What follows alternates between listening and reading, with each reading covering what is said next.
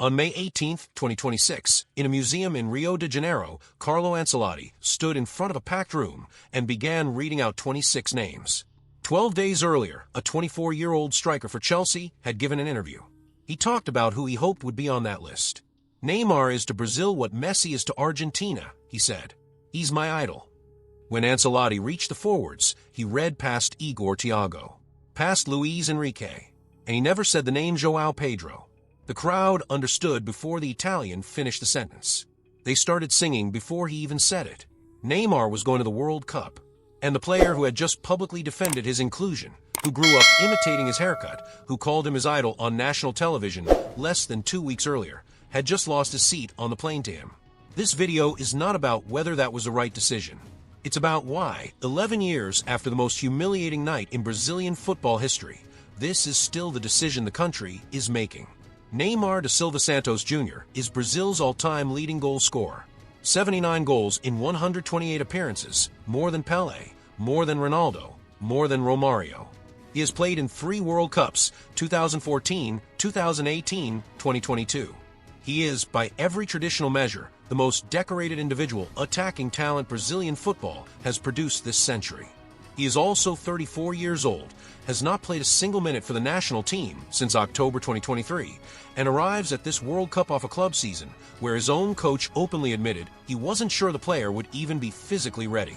Here's the part that matters. Brazil have not won a World Cup since 2002. 24 years.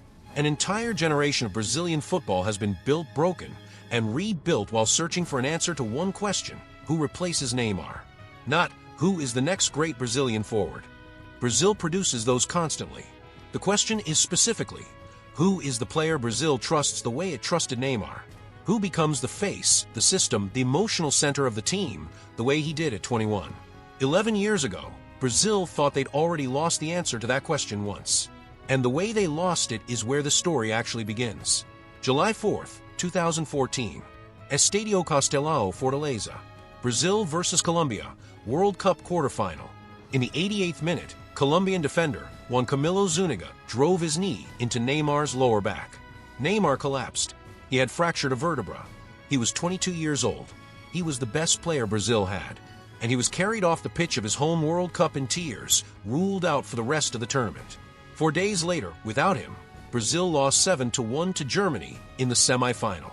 The most catastrophic result in the history of the national team. Here is the tactical reality that gets lost in the noise of that night. Brazil's 2014 squad had no genuine plan for life without Neymar. He wasn't just their best player, he was constructed as the entire attacking framework. Remove him, and the system didn't degrade. It collapsed completely. That should have been the wake-up call. Brazil should have spent the next decade building a squad that didn't depend entirely on one player's body holding up. Instead, for the next 11 years, Brazil did the opposite. They kept building around him, and every time the question of succession got close to being answered, something happened to interrupt it. Let's talk about the injuries. Because the way most people frame Neymar's injury record is wrong, and that wrong framing is part of why Brazil never had to confront the real question. The common version goes, Neymar is fragile. Neymar doesn't take care of his body. Neymar parties too much and pays for it on the pitch. Here's the data version. Since 2016, across Barcelona, PSG, and the Brazilian national team, Neymar has been fouled 1,040 times, more than any player in Europe's top 5 leagues. More than Lionel Messi, who is second with 839. At the 2018 World Cup, Neymar was fouled 10 times in a single match against Switzerland, the most fouls absorbed by any player at a World Cup in 20 years. Across his career, Neymar has accumulated roughly 1,400 days out through injury, close to 4 years of his professional life. Vertebra fractures, ankle ligament tears, 2 separate fifth metatarsal fractures within 12 months, and in October 2023, a complete ACL and meniscus rupture that kept him out for over 340 days. This is not the injury record of a careless athlete. This is the injury record of a player who, since he was 21 years old at the 2013 Confederations Cup, has been the most physically targeted attacker in world football, every single season, in every league he's played in. So when Neymar walked back onto the pitch for Santos in January 2025, 12 years after he left, the obvious question was finally there to be answered. Is he still elite, or is this just a goodbye tour? But that question wouldn't get answered cleanly either, because what happened next followed a pattern Brazil should have recognized by now. December 3rd, 2025. Santos, fighting relegation, traveling to face Juventude. Neymar was carrying a meniscus injury in his left knee. Doctors had recommended he take time off. He ignored them. In the second half, in a 17-minute span, he scored 3 goals. His first hat-trick since 2022, fired into the bottom corner from a counterattack, then a low finish off a cross from Igor Vinicius, then a penalty he won and converted himself. He was substituted in the 83rd minute, having done more than enough. For 17 minutes, the question from Beat 1 had its answer. Yes, he's still elite. He just proved it carrying an injury that should have kept him in the treatment room. And then look at the calendar around that moment. A thigh injury in March 2025 that kept him out for over a month. Another tendon issue in April and May. Another in September and October. By the time of that hat-trick, Neymar had missed 15 of Santos' 35 league games that year. Every time this story builds toward a clean answer, he's done or he's still got it, something happens before the conclusion lands. A 17-minute miracle, followed by another 6 weeks on the treatment table. A goal that silences the critics, followed by a setback that brings them straight back. Brazil has spent 2 years inside this loop. And while the loop kept spinning, something else was filling the silence, something louder and easier to talk about than the question nobody wanted to ask. In late 2023, Neymar was named as one of the public faces of Blaze, an online betting platform under investigation in Brazil for alleged fraud against users. Lawsuits followed, including one from a man who claimed he lost his life savings after watching Neymar's promotional content.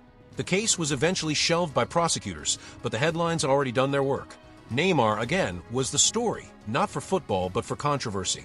Then, in May 2026, less than 2 weeks before the World Cup squad would be announced, came the incident at Santos training ground. During a training session, 18-year-old Robinho Júnior, son of the disgraced former Brazil international Robinho, currently serving a 9-year sentence for rape, dribbled past Neymar. Neymar reacted. Witnesses described a slap and a trip. The Spanish press called it surprisingly tense. The story spread across the football world within hours. What made it land so hard wasn't just the incident itself. It was the history behind it. A year earlier, when Robinho Jr. celebrated returning to Santos' first team, Neymar had commented publicly, "Your father took care of me, and I'll take care of you." He had positioned himself as a mentor to a teenager whose father was in prison. Robinho Jr. later said the two had resolved it in the dressing room. "These things happen in football," he said.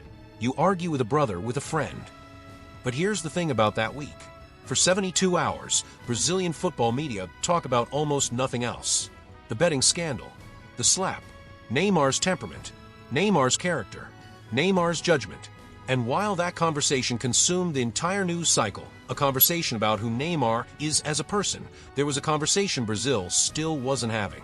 A conversation about who Brazil's attack actually belongs to going forward with or without him. 12 days later, that second conversation got resolved. Not with a discussion, with a squad list.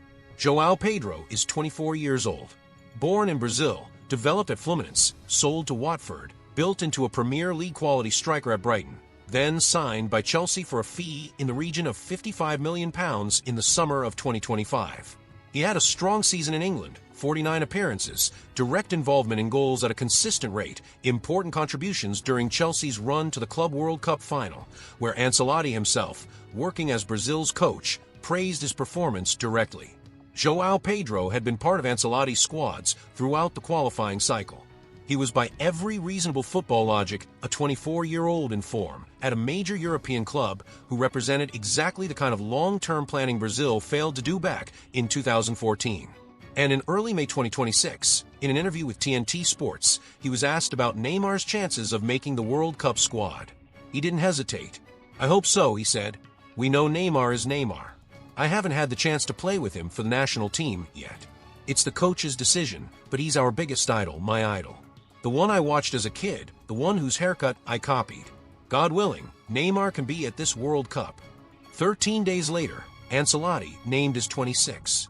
João Pedro's name wasn't on it. Neymar's was.